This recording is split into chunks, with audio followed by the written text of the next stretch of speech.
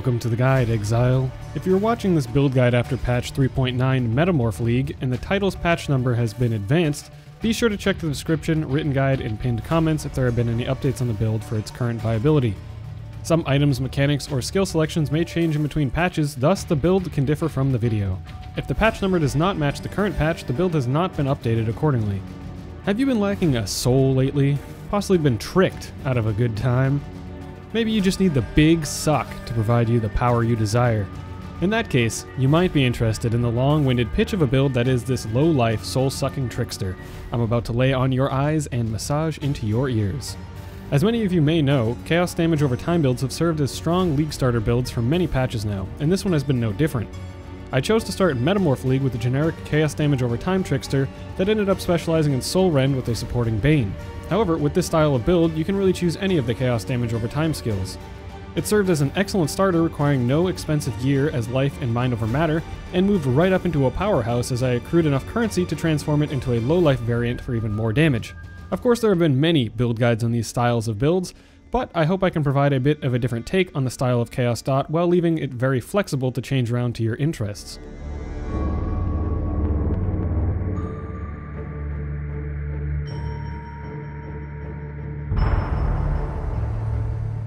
As I mentioned in the introduction, the initial life and mind over matter version of the build is incredibly cheap and easy to get started on.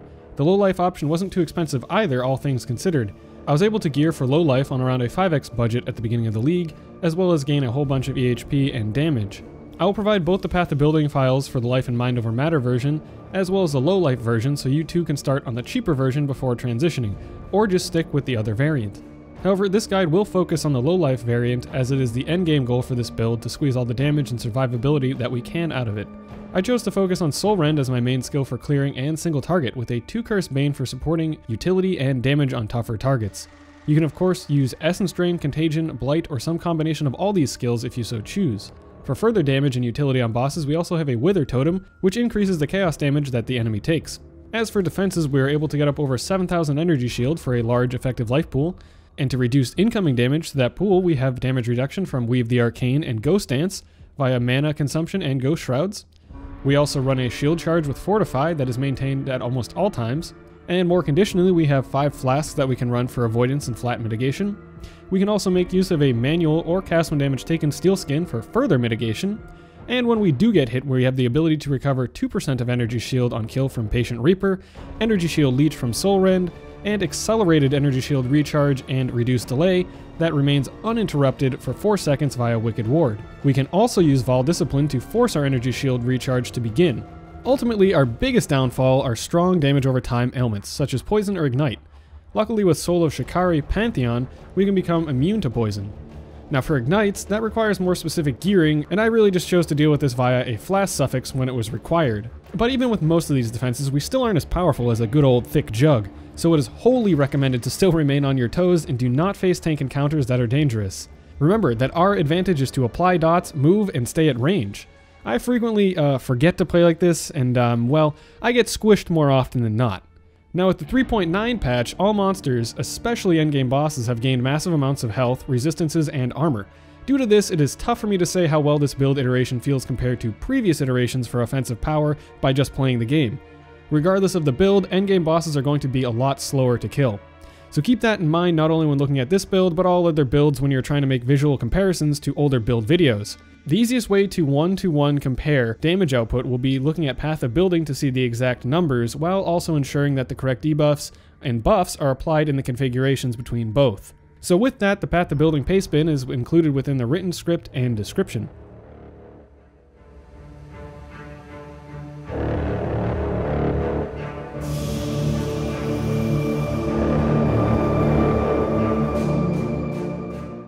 I chose the Trickster Ascendancy as the base for this build for a few reasons. My biggest was that the Trickster has a lot of flexibility between damage, defense, and utility. We're able to get a good portion of damage, cast speed, mana management, and damage reduction from it, making for a great all-around character in mapping and bossing scenarios. An Occultist is also an excellent choice, and will definitely have more endgame damage, but less quality of life and cast speed. Weave the Arcane. This is an excellent node, even if we are not mind over matter. It provides cast and attack speed, free mana cost on the movement skill, damage reduction, and a fairly large chance to recover a big portion of our mana. All of these things are excellent for our build and helps us sustain mana on our heavy cost Soulrend and perform no regen maps without any mana flasks.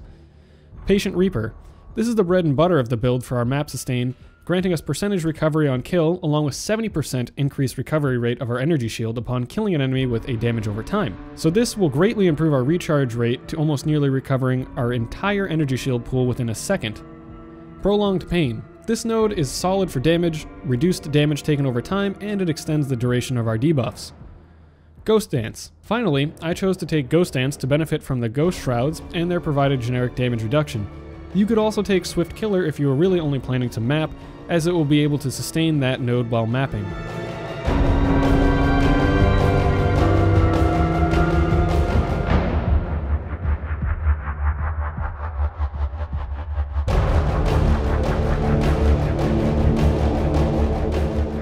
Here's the final passive tree for the low-life variant. In the path of building, I've also provided two other final trees that I had tried, one focusing on Energy Shield Leech with Ghost Reaver, and the other focusing on a balanced approach to Energy Shield recovery.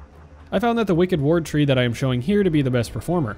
As we can see, I picked up Wicked Ward, which reduces our leech and regeneration rates, but it allows our energy shield recharge to go on uninterrupted for 4 seconds after it has begun.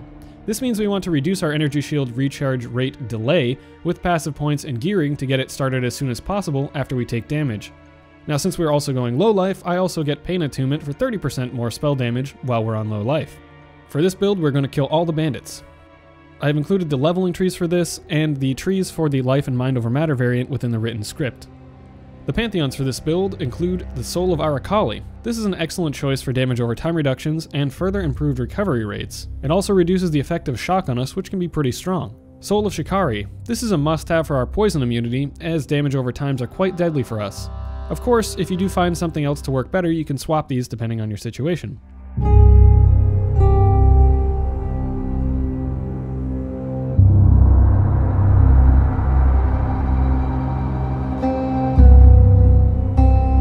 Here are the gem links for the build.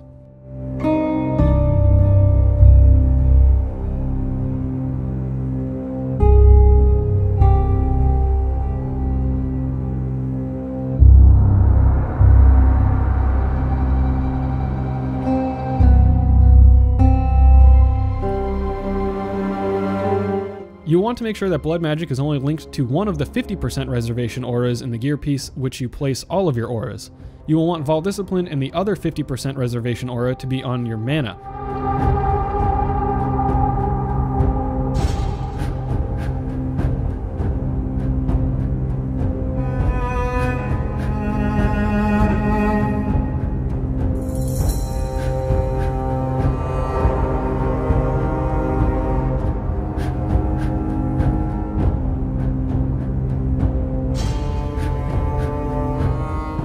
I started this build in the beginning of the league on absolutely no budget, and was running in white and yellow maps on a 4-link for quite a while. You can definitely start on the Life and Mind Over Mana variant, or go right into leveling for the low life version, picking up the right hybrid gear, or shifting to Chaos Inoculation prior to low life. It's really flexible, and you can really choose whichever one you want. I crafted a rare helmet with an aberrant and dense fossil to get energy shield modifiers along with nearby enemies have -9 to chaos resistance. That special fossil modifier is an excellent source of damage, especially considering the bump in chaos resistances that enemies have gotten in 3.9. If you do not craft that, a high value, rare, or unique energy shield helmet will do. Since we're going low life, the priority and really requirement is a Chavron's Wrappings. This chest is required as it defers chaos damage back to your energy shield rather than bypassing it. If you do not have this, any chaos damage you take will bypass your energy shield and kill you as you have such a small unreserved life pool. If you cannot get this chest, you will have to run other variants of the build until you can afford it.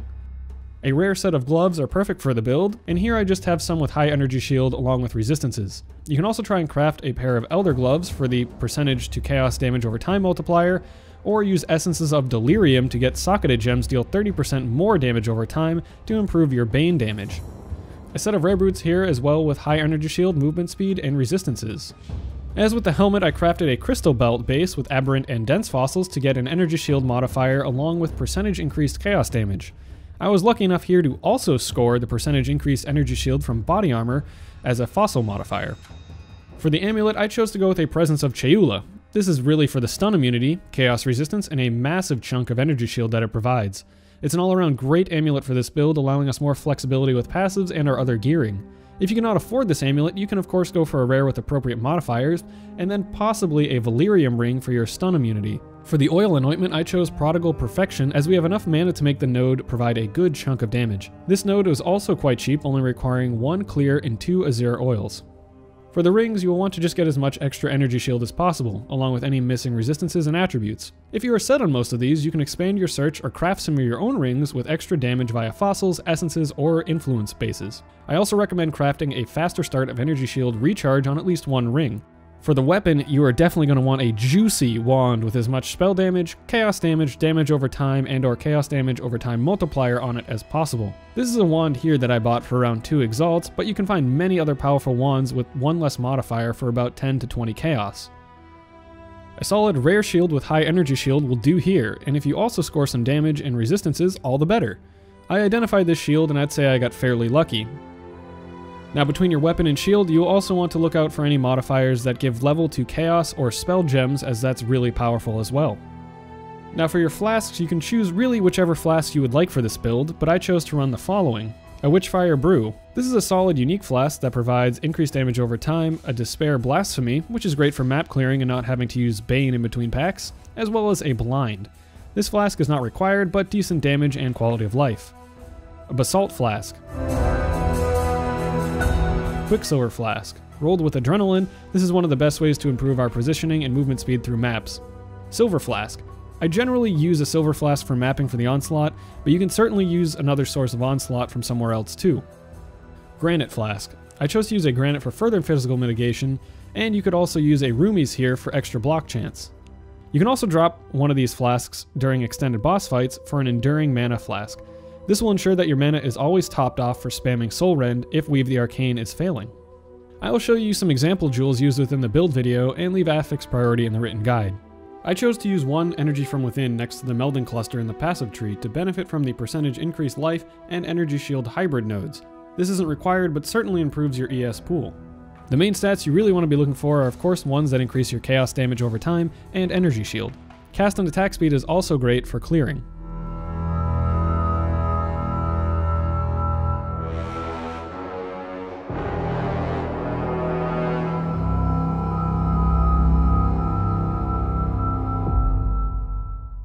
Well, I hope that you felt like you got the big suck from this build, just like I did. Wait, I'm not sure if that's good or not.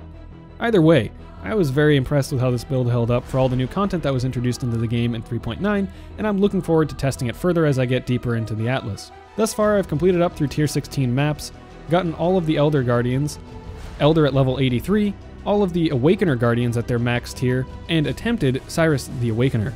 I was only able to encounter the Awakener once, but it didn't go well because I knew nothing about the fight and was given the big suck by the swirling storms of Deathwind. Alas, that is the way it goes sometimes. As always, thanks for watching, and I'll see you in the next one, Exile.